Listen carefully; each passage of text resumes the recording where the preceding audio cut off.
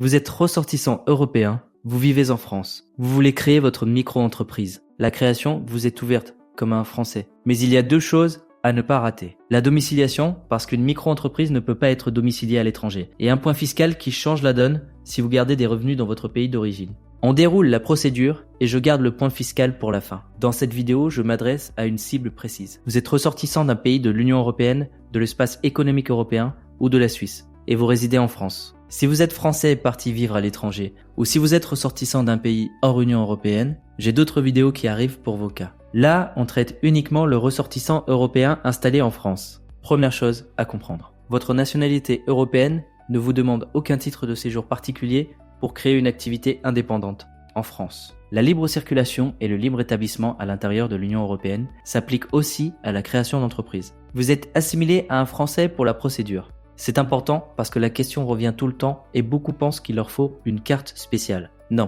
pour vous, c'est le même parcours qu'un national. Le statut auto-entrepreneur est ouvert, le guichet unique est ouvert, l'URSSAF est ouvert. 3 conditions à réunir avant de cliquer sur créer. La première, c'est la condition civile. Être majeur ou mineur émancipé et ne pas être sous interdiction de gérer une entreprise. Si vous regardez cette vidéo, vous remplissez probablement la première partie. La seconde, vous le savez vous-même. La deuxième condition, c'est la domiciliation. Et c'est là que le premier piège se trouve. Une micro-entreprise française doit obligatoirement avoir une adresse française. Cette adresse va figurer sur votre avis de situation au répertoire Sirène et sur vos factures. Vous avez 3 options. Votre adresse personnelle en France, si vous y louez ou y êtes propriétaire. L'adresse d'un proche qui accepte de vous héberger administrativement, à condition qu'il n'héberge pas plusieurs entreprises à la même adresse. Ou une société de domiciliation commerciale qui vous loue une adresse, généralement entre 15 et 150 € par mois, selon la ville et le prestige du quartier. La troisième condition, c'est de respecter les plafonds du régime micro. Pour 2026, les plafonds sont fixés à 203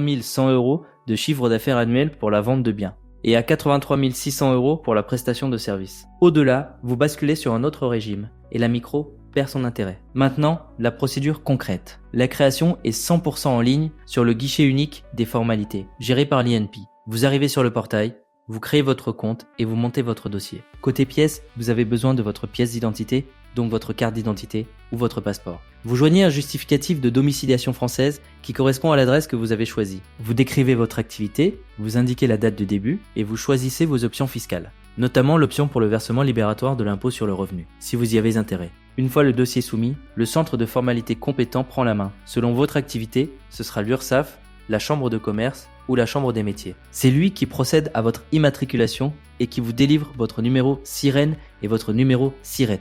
Comptez en général quelques jours, parfois plus, selon la charge des centres. En parallèle, l'affiliation au régime microsocial URSSAF se met en place automatiquement. Vous déclarerez votre chiffre d'affaires tous les mois ou tous les trimestres et vous paierez vos cotisations sociales en pourcentage. Pas d'avance, pas de cotisation forfaitaire, c'est l'un des grands intérêts du régime. Dernier point pratique, le compte bancaire. Au-delà d'un certain seuil de chiffre d'affaires, le compte bancaire dédié devient obligatoire. Ouvrir un compte pro dès le départ vous évite de devoir tout réorganiser plus tard, quand vous serez occupé à facturer. Avant d'aller plus loin, si vous voulez déléguer la formalité au lieu de monter le dossier vous-même, le lien vers la meilleure offre du moment LegalPlace est dans la description. En premier, il gère la procédure complète, vérifie votre dossier et l'envoie au bon centre de formalité. Avec le code SOFTDEAL, vous avez 15% de réduction sur l'ensemble des prestations LegalPlace. Pour la création, comme pour la suite, modification, dissolution, marque, document.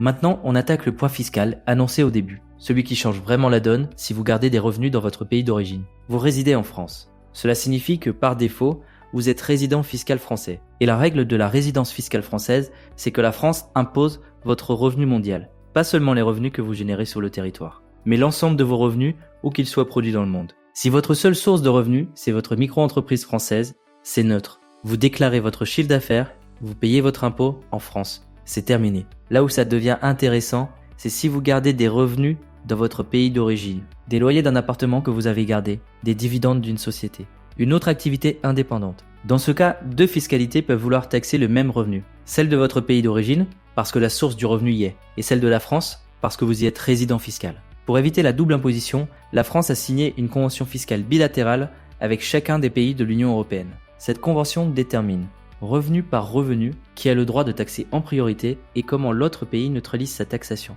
Loyer, dividendes, salaire, plus-value, chaque type de revenu a sa règle. Concrètement, ça veut dire que 2 options se présentent. lire la convention entre la France et votre pays d'origine vous-même, ou faire le travail avec un fiscaliste. Ce n'est pas anodin. Si ce sujet est mis de côté, le risque, c'est soit la double imposition, soit l'oubli de déclaration, qui finit par remonter à l'administration. Pour résumer, si vous êtes ressortissant européen et que vous résidez en France, votre nationalité ne change rien à la procédure de création de la micro. Vous suivez le même parcours qu'un Français, avec les 3 conditions habituelles: civil, domiciliation, plafond. Le seul vrai sujet pour vous, c'est l'arbitrage fiscal entre la France et votre pays d'origine, si vous y gardez des revenus. Maintenant que vous savez créer votre micro en tant que ressortissant européen, regardez cette vidéo. Je vous explique les 10 erreurs fiscales qui coûtent le plus cher en micro-entreprise, parce que c'est la suite logique une fois que votre numéro SIRET est arrivé. À tout de suite.